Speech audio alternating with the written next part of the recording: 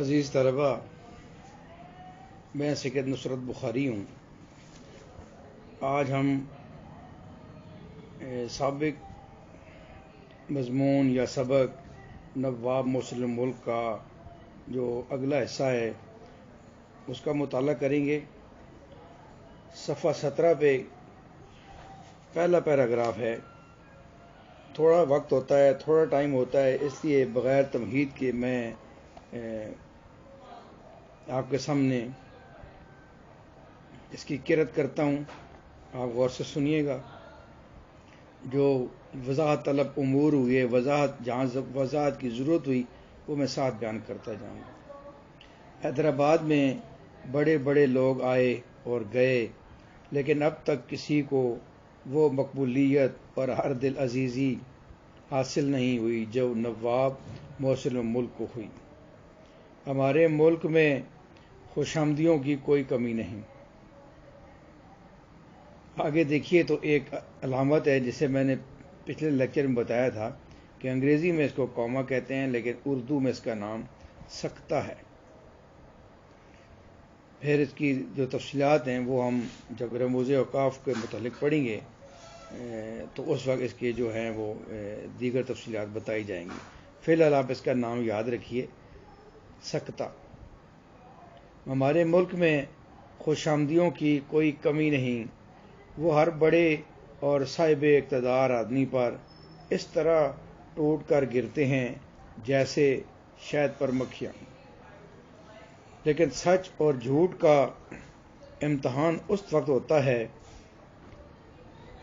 جب وہ بڑا آدمی اپنے اقتدار یا منصب سے محروم ہو جاتا ہے۔ نواب محسن الملک کی رخصت کے وقت حیدرآباد میں کوہرام مچ گیا تھا۔ کوہرام مچ جانا، شور پیدا ہو جانا۔ عام طور پر کسی حادثے کے وقت، کسی موت کے وقت جو ایک شور اٹھتا ہے اسے کوہرام کہتے ہیں۔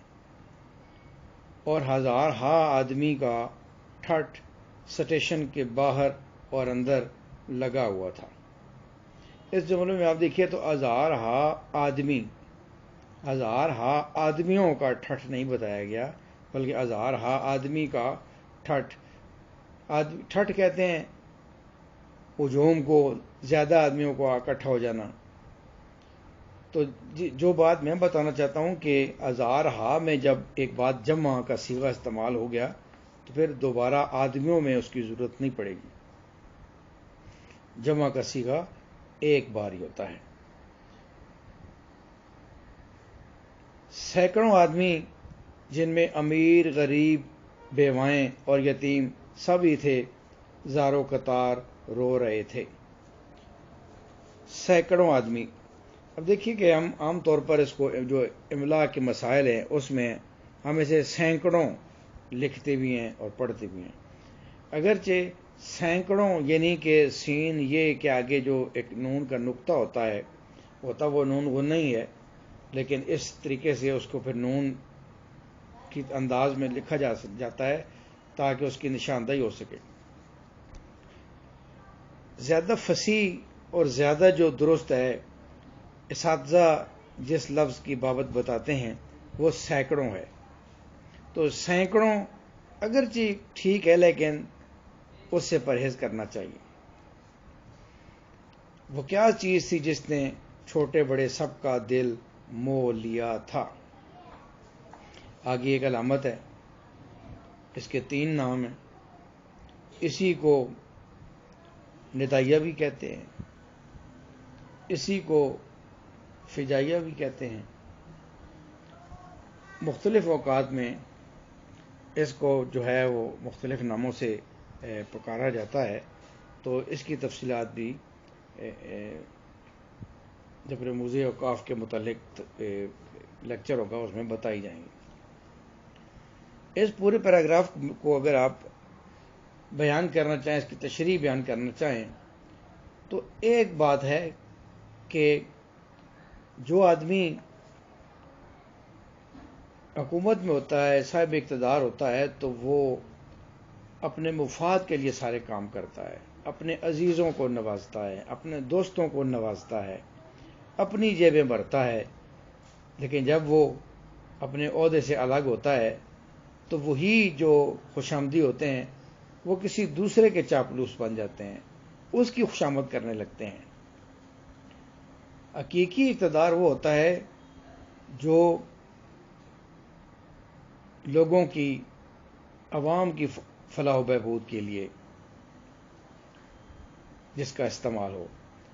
جب عوام کی فلاح و بہبود کے کام کیے جائیں گے تو ایسے آدمی کو لوگ تاریخ میں بھی یاد رکھتے ہیں، دلوں میں بھی یاد رکھتے ہیں، اور دعاؤں میں بھی یاد رکھتے ہیں۔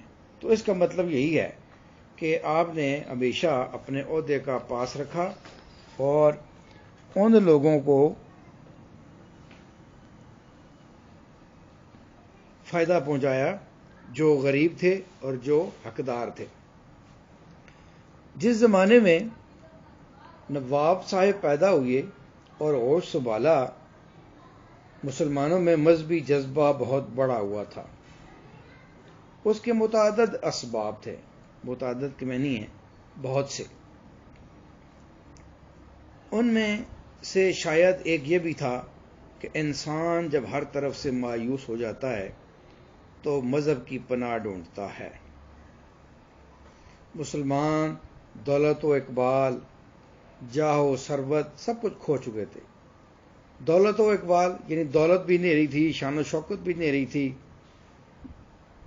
وہ کسی قسم کی جو دولت تھی، جو دبدبہ تھا، جو رعب تھا، جو حکومت تھی، وہ سب کچھ چھن گیا تھا۔ اس لیے وہ مذہب میں اپنی پناہ ڈھونڈتے تھے۔ ایک مذہب رہ گیا تھا، اس لیے یہ انہیں اور بھی عزیز ہو گیا۔ ذرا سی بدگمانی پر بھی ان کے جذبات بھڑک اٹھتے تھے۔ اس وقت شاید ہی کوئی ایسا مصنف یا ادیب ہو جس نے مذہب پر قلم فرسائی نہ کی ہو۔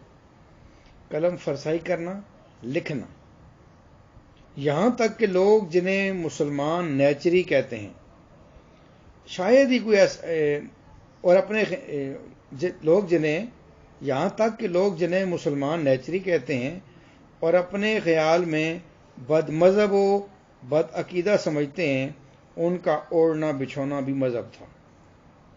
نیچری ایسے لوگ جو خدا کو نہیں مانتے۔ اس وقت اگر ہم کہیں تو جیسے دہریے ہیں، وہ اس کائنات کی تخلیق کو بگ بینگ کی تھیوری سے جوڑتے ہیں اور کہتے ہیں یہ خود بخود ہر چیز وجود میں آ گئی، تو انہیں کہتے ہیں کہ یہ لوگ دہریے ہیں۔ لیکن اس زمانے کے جو دہریے بھی تھے وہ بھی مذہب کو مانتے تھے، دیگر ان میں جو خرابیاں تھیں وہ الگ بات ہے۔ یہ خدا سے کلی طور پر انکار کرنا، یہ آہستہ آہستہ ہمارے معاشرے میں اس کا رواج پڑا۔ سر سید تو خیر ان کے مرشد ہی تھے، ان کے حلقے کے دوسرے رکن بھی، مثلاً اب دیکھیے مثلاً کے آگے ایک رابطہ کی علامت ہے۔ میں نے پہلے بھی بتایا کہ جہاں بھی آپ مثلاً لکھیں گے تو ساتھ یہ علامت ضرور درج کریں گے۔ نواب مصر الملک، حالی، مولوی مشتاق حسین، شبلی، چراغ علی، نذیر احمد وغیرہ خواہ کچھ ہی لکھتے، تان مذہب ہی پر ٹوٹتی تھی۔ اس جملے میں جو مجھے اعتراض ہے کہ مصنف نے سر سید احمد خان کو بھی دہریوں میں شمار کیا ہے اور دیگر جو علماء ہیں ان کو بھی، ان میں سے کوئی ایک بھی ایسا نہیں ہے جو دہریہ ہو۔ یہ سراسر زیادتی ہے کہ سر سید تو واضح الفاظ میں کہتے تھے کہ ہم وہ مسلمان پیدا کریں گے اس اپنے تعلیمی ادارے علی گڑھ میں جن کے ایک ہاتھ میں، جن کے ماتھے پر کلمہ طیبہ کا سہرا ہوگا، کلمہ طیبہ کا تاج ہوگا، اور ان کے ہاتھ میں جدید علوم ہوں گے۔ اور پھر حالی نے جو مسدس لکھا ہے اسے آپ دیکھ لیجئے، شبلی مولانا شبلی کے جو کتب ہیں، سیرت النبی آپ دیکھ لیجئے، اور چراغ علی، نذیر احمد، ان سے اور اختلاف ہو سکتے ہیں لیکن یہ دیر یہ نہیں تھے۔ نواب صاحب مرحوم کو ابتدا ہی سے مذہبی لگاؤ تھا۔ پہلے وہ میلاد پڑھتے اور واعظ کہتے تھے۔ ان کی ایک ہی تصنیف ہے جو خالص مذہبی ہے، ورنہ ان کے سوا ان کی جتنی تحریریں ہیں وہ یا تو تعلیمی ہیں یا معاشرتی یا علمی، لیکن ان سب کا تعلق کسی نہ کسی نیج سے، اسلام یا مسلمانوں سے ہے۔ مطلب یہ ہے کہ وہ ان کی جتنی تحریر، نیج کے لفظی معنی ہے راستہ ہیں، لیکن مطلب یہ ہے کہ وہ جو کچھ بھی لکھتے تھے تو وہ اس کے پیش نظر اسلام ہی کی جو خدمت تھی وہی تھی۔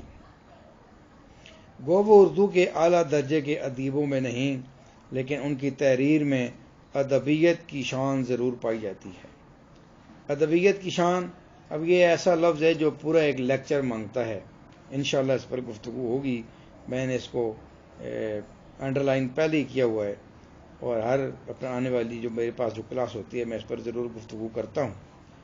روانی، فصاحت، تسلسل بیان ان کے کلام میں نمایاں طور پر پایا جاتا ہے۔ روانی ظاہر ایسی تحریر جو ایک خاص ترتیب سے ہو، اس میں کوئی خلا محسوس نہ ہو۔ فصاحت کہ وہ بات جو آپ کہہ رہے ہوں وہ اتنی آسان ہو کہ اس کو سمجھا بھی جا سکے۔ تسلسل بیان، ایک جملہ دوسرے جملے کے ساتھ جڑا ہوا ہو، یعنی پہلے بھی میں نے بتایا تھا جیسے پیدائش ہے، پھر بچپن ہے، پھر لڑکپن ہے، پھر جوانی ہے، پھر بڑھاپا ہے، یہ ساری چیزیں ایک ساتھ جڑی ہوئی ہیں، اس کو تسلسل کہتے ہیں۔ اگرچہ انگریزی نہیں جانتے تھے لیکن انگریزی کتابیں پڑھوا کر سنتے اور ترجمہ کرا کر مطالعہ کرتے تھے۔ ان کے مضامین میں مغربی خیالات کی ترجمانی صاف نظر آتی ہے۔